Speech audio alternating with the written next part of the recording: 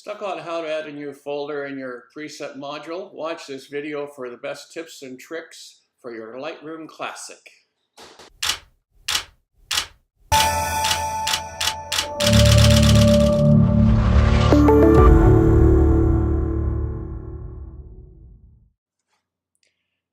Hey, what's up, fellow photographers? My name is Frank Pally from Frank Pally Photography, and welcome to my YouTube channel.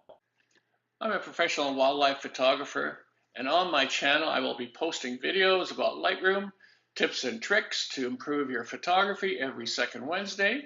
You'll learn how to be a better photographer from my channel. Be sure to subscribe and hit the bell to be notified for new content when it's posted.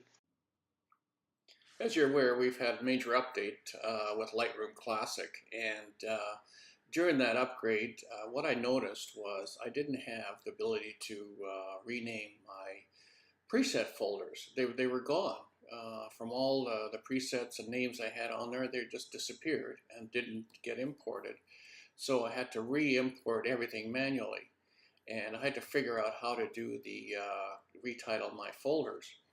And in this setup, you've noticed that we've lost the third option here with folders. So what you now have to do is go on to create presets. And under the create preset, there's what they call a group. So under the group, you go right to the very top, which it's kind of hidden, and you click on that group, and this is where you're going to be having your folder. So you can rename this folder. In this case, I'm just going to call it demo.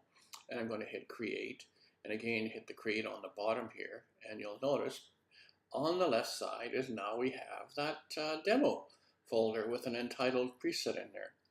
Don't delete this until you've actually made a preset to go in there, otherwise it's going to delete that group from your system. And so that's just what I wanted to show you, kind of a quick and easy way of getting around making folders.